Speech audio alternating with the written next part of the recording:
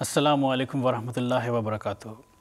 মুসলিম television Ahmadiyya London studio থেকে সবাইকে শুভেচ্ছা জানিয়ে শুরু করছি আজকের এমটিএ বিশ্ব জামাতি সংবাদ। নিখিল বিশ্ব আহমদিয়া মুসলিম জামাতের বর্তমান ইমাম হযরত মির্জা মসরুর আহমদ খলিফাতুল মসিহ আল খামেস আইয়াদাহুল্লাহ তাআলা বিন নাসিল আজিজ গত শুক্রবার টিলফোরে অবস্থিত ইসলামাবাদের মসজিদে মুবারক হতে জুমার খুতবা প্রদান করেন। সংবাদের শুরুতেই থাকছে হুজুর আনোয়ার আইয়াদাহুল্লাহ তাআলা বিন নাসিল আজিজ প্রদত্ত জুমার খুতবার সারমর্ম।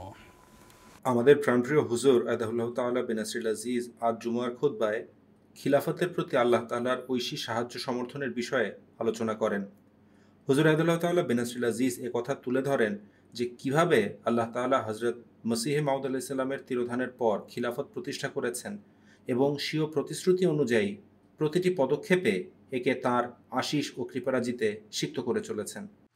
फिर खलीफा मसीह राबे की वफ़ात हुई तो फिर अल्लाह ताला ने अपने वादे को पूरा करने का जलवा दिखाया और खिलाफत खामसा का इंतखाब हुआ और अल्लाह ताला ने मुझे बावजूद मेरी बेशुमार कमज़ोरियों के गैर मामूली ताईद और नुसरत से नवाजा और जमात की तरक्की के कदम आगे से आगे ही बढ़ता गया।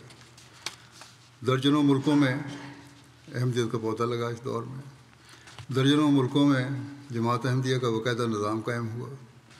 सैकड़ों शहरों और कस्बों में ख़ुद अल्लाह ताला ने लोगों की रहनुमाई करके खिलाफत की ताईद और नुसरत के नज़ारे दिखाकर लोगों के दिलों में खिलाफत से ताल्लुक़ का जज्बा पैदा करके मुखलिसीन की जमातों के क़याम के समान पैदा फरमाए और ये नज़ारे अल्लाह ताला दिखाता चला जा रहा है।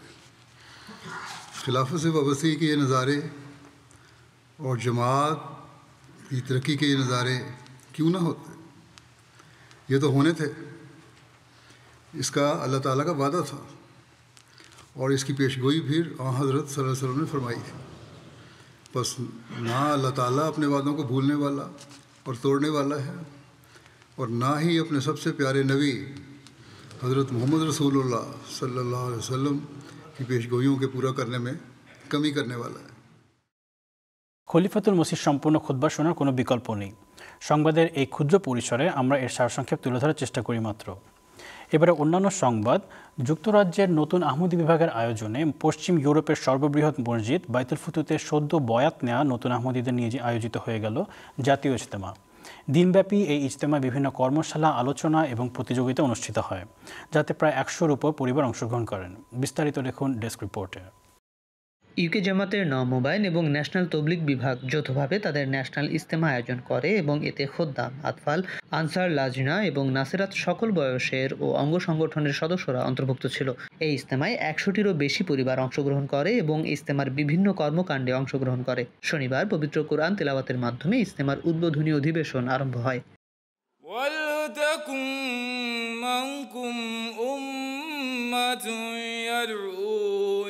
إلى الخير ويأمرون بالمعروف। এরপরে ন্যাশনাল সেক্রেটারি নওমোবাইন জোনাথন বাটারওয়ার্থ সাহেব ইজতেমায় আগতদের উদ্দেশ্যে স্বাগত বক্তব্য রাখেন। মহানবী সাল্লাল্লাহু আলাইহি সাল্লামের এই হাদিসটি আপনারা দেখেছেন যে তিনি বলেছেন, ঈমান যদি সুরাইয়া নক্ষত্রেও চলে যায় তাহলে সালমান ফার্সির বংশের একজন ব্যক্তি সেই ঈমানকে ধরা পৃষ্ঠে ফিরিয়ে নিয়ে আসবে। ইজতেমার পুরোটা দিন জুড়ে জামাতের বুজুর্গ ব্যক্তিগণ বিভিন্ন বিষয়ে ঈমান উদ্দীপক বক্তব্য প্রদান করেন। ন্যাশনাল সেক্রেটারি তবলিগ মোহতরম ইব্রাহিম ইখলাফ সাহেবও ইজতেমায় আগতদের উদ্দেশ্যে বক্তব্য রাখেন। আমি কোরআন শরীফের এই আয়াতটি পড়ি যেখানে বলা হয়েছে, হে রাসূল, তোমার প্রভু প্রতিপালকের পক্ষ থেকে তোমার প্রতি যা নাজেল করা হয়েছে তা মানুষের কাছে পৌঁছে দাও। যদি তুমি সেই দায়িত্ব পালন না করো, বা আয়াতের মর্মার্থ নিজের ভাষায় বললে এভাবে বলা যায়, যদি তুমি সেই বাণী পৌঁছানোর তথা তবলিগের দায়িত্ব পালন না করো তাহলে তুমি আদৌ তোমার মিশন পূর্ণ করলে না। আর আল্লাহ ব্যক্তি হিসেবে তোমাকেও রক্ষা করবেন এবং তোমার মিশনকেও সুরক্ষিত রাখবেন। যখন তুমি এই তবলিগের কাজ করবে, মানুষ তোমার বিরুদ্ধে ষড়যন্ত্র করবে, অনেক ষড়যন্ত্র হবে, মানুষ বিরোধিতা করবে, কিন্তু আল্লাহ তাআলা বলছেন, আল্লাহ সেই অবিশ্বাসীদের কখনো সফল হতে দেবেন না যারা এরূপ আক্রমণ করতে চায়, শারীরিকভাবে বা মানসিকভাবে আক্রমণ করতে চায় বা ইসলামের বিরুদ্ধে ষড়যন্ত্র করে। এরপর প্রশ্নোত্তর পর্ব শুরু হয়, যেখানে প্যানেলিস্টগণ বিভিন্ন প্রশ্নের উত্তর প্রদান করেন। এর খানিক পরেই আধ্যাত্মিক প্রত্যাবর্তন বিষয়ক ছোট একটি ওয়ার্কশপ আয়োজন করা হয়, যেখানে অংশগ্রহণকারীরা বিভিন্ন বিষয়ে তাদের মতামত ব্যক্ত করেন। একটি ইন্টারঅ্যাক্টিভ কুইজ প্রতিযোগিতাও আয়োজন করা হয়, যেখানে অংশগ্রহণকারীরা তাদের মোবাইল ফোনের মাধ্যমে অংশ নেন। ইজতেমার সমাপনী অধিবেশনের সভাপতিত্ব করেন ইউকে জামাতের আমির মহতরম রফিক আহমদ হায়াত সাহেব। এতে ইজতেমার রিপোর্ট উপস্থাপন করা হয় ও এরপর পুরস্কার বিতরণ করা হয়। তারপর মহতরম রফিক হায়াত সাহেব ইজতেমায় আগতদের উদ্দেশ্যে বক্তব্য রাখেন। আধ্যাত্মিকতার পরম স্তর যেটির জন্য আমরা সকলেই চেষ্টা করে চলেছি সেটি হলো নফসে মুতমাইন্না বা শান্তিপ্রাপ্ত আত্মা। এই স্তরে পৌঁছলে আল্লাহর সাথে বান্দার একটি গভীর যোগসূত্র স্থাপিত হয় এবং প্রকৃত লক্ষ্যে সে পৌঁছে যায়। এই স্তরে পৌঁছানোর পর একজন ব্যক্তি কারো মাঝে খারাপ কিছু দেখতে পায় না, তারা কেবল ভালো জিনিসটিই দেখতে পায়। অবশ্যই মানুষ হিসেবে আমাদের মাঝে ভালো মন্দ দুটোই থাকবে, কিন্তু তারা মানুষের ভালো জিনিসটিই কেবল দেখতে পায় এবং সেটির প্রশংসা করে। আধ্যাত্মিকতার এই স্তরে পৌঁছতে পারলেই স্রষ্টার সাথে মিলিত হওয়া সম্ভব। এর মাধ্যমেই আমাদের সৃষ্টির উদ্দেশ্য পূর্ণতা লাভ করবে। যুক্তরাজ্যের মোবাল্লিগ ইনচার্জ মাওলানা আতাউল মুজিব রাশেদ সাহেব খলিফাদের সান্নিধ্যে থাকার কিছু অমূল্য স্মৃতিচারণ করেন এবং বিভিন্ন প্রশ্নেরও উত্তর প্রদান করেন।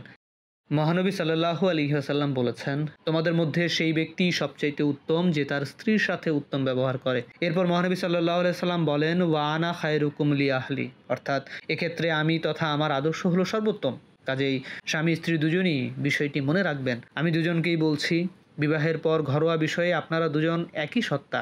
যেমন তাদের আয় উপার্জন, মানুষের সাথে সদ্ব্যবহার, বাচ্চাদের তরবিয়ত, বাসার কাজকর্ম, এছাড়াও তাদের যে কাজই করতে হোক না কেন তারা নিজেদের সাধ্য অনুযায়ী পরস্পরকে সাহায্য করবে। তাহলেই নিজেদের ঘরকে বেহেশতে পরিণত করতে সক্ষম হবে। দোয়ার মাধ্যমে ইজতেমার প্রথম দিনের কার্যক্রম সমাপ্তি ঘোষণা করা হয়। পরবর্তী দিন ইজতেমায় অংশগ্রহণকারীগণ হুজুর আইয়াদাহুল্লাহ তাআলা বেনাসরিল আজিজের পেছনে ফজরের নামাজ আদায়ের জন্য ইসলামাবাদ টিরফোর্ডের মোবারক মসজিদে সমবেত হয়।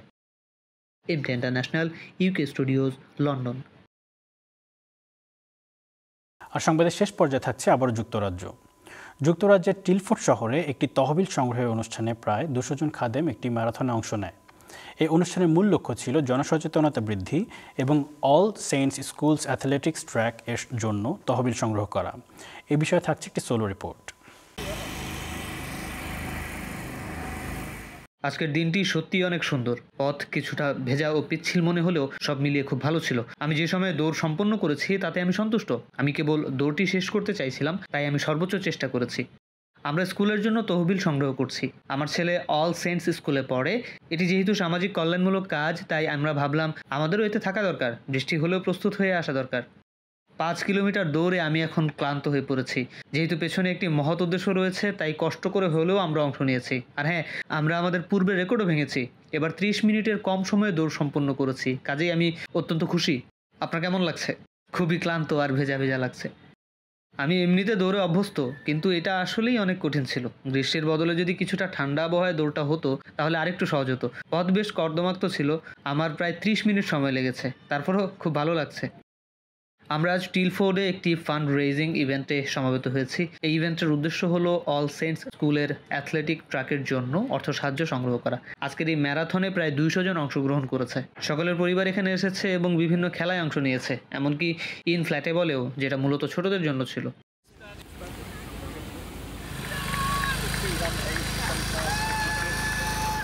বৃষ্টি সত্ত্বেও আজ সকলকে এখানে সমবেত হবার জন্য অসংখ্য ধন্যবাদ। ব্রিটেনে আজ ব্যাংক হলিডে বলা যায়। আপনি কোনো কিছুর জন্য পরিকল্পনা করবেন এবং সেদিনই বৃষ্টি এসে যাবে। এটি সকল স্কুলের বার্ষিক প্রতিযোগিতার দিনের মতোই অবস্থা। আজ এখানে আসার জন্য সকলকে আরও একবার ধন্যবাদ জানাচ্ছি। বিশেষ করে আহমদিয়া মুসলিম জামাতকে এ ধরনের অনুষ্ঠান আয়োজন করার জন্য অশেষ ধন্যবাদ। আজকের এই ম্যারাথনের বিজয়ী হলো ডেকার্স, যিনি 33 মিনিট 17 সেকেন্ডে 10 কিলোমিটার দৌড় সম্পন্ন করেছেন। এটি সত্যিই অসাধারণ। আমি এখানে উপস্থিত নিকোলাসের জন্য জয়ধ্বনি দিতে চাই। সে এখন পর্যন্ত 1510 পাউন্ড অর্থ সংগ্রহ করেছে। সত্যি অসাধারণ।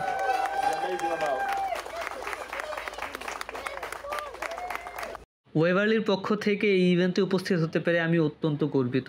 এটি এক অসাধারণ ইভেন্ট। আমি ওয়েভারলির পক্ষ থেকে আয়োজক বৃন্দ সহ সকলকে অসংখ্য ধন্যবাদ জানাচ্ছি। আশা করি সামনের বছর দৌড়ের দিন বৃষ্টি থাকবে না। আমরা সকলেই জীবন যুদ্ধে দৌড়াচ্ছি, কেউ ধীরে এবং কেউ অত্যন্ত দ্রুত দৌড়াচ্ছি, কিন্তু আমরা যখন একত্রে দৌড়াবো তখন আমরা আরও ভালো কিছু অর্জন করতে সক্ষম হব। এখানে উপস্থিত সকলকেই এই অসাধারণ ইভেন্টের জন্য অসংখ্য ধন্যবাদ। খারাপ আবহাওয়া সত্ত্বেও এই ইভেন্টে সমবেত হওয়ার জন্য সকলকে অসংখ্য ধন্যবাদ। এদেশে আহমদিয়া মুসলিম জামাতের 140টি শাখা রয়েছে। আমরা সারা দেশ জুড়েই এ ধরনের ইভেন্ট আয়োজন করে থাকি, কিন্তু টিলফোর্ডের ইভেন্টের একটি বিশেষ মর্যাদা রয়েছে, কারণ আপনারা জানেন টিলফোর্ডের ইসলামাবাদেই আমাদের জামাতের কেন্দ্র অবস্থিত। কাজেই আমরা টিলফোর্ডের সাথে গভীরভাবে জড়িত। আমি নিজেও এই ব্রিজের ঠিক ওপাশেই থাকি, কাজে আমরা এই ইভেন্টকে নিজেদের ঘরের অনুষ্ঠান বলেই মনে করি। আপনাদের সকলকে অসংখ্য ধন্যবাদ। মার্সি ফর ম্যানকাইন্ড স্লোগানটি মহানবী হযরত মুহাম্মদ সাল্লাল্লাহু আলাইহি সাল্লামের উপাধি থেকেই নেওয়া হয়েছে। পবিত্র কোরআনে যাকে রাহমাতুল আলামিন আখ্যা দেওয়া হয়েছে। ইসলামের শিক্ষা এবং মহানবী সাল্লাল্লাহু আলাইহি ওয়াসাল্লামের সুন্নত অনুযায়ী আমরা কাজ করছি। আপনাদের সকলকেই আরও একবার অসংখ্য ধন্যবাদ। আশা করি আগামী বছর আবারও আপনাদের সাথে দেখা হবে। ধন্যবাদ।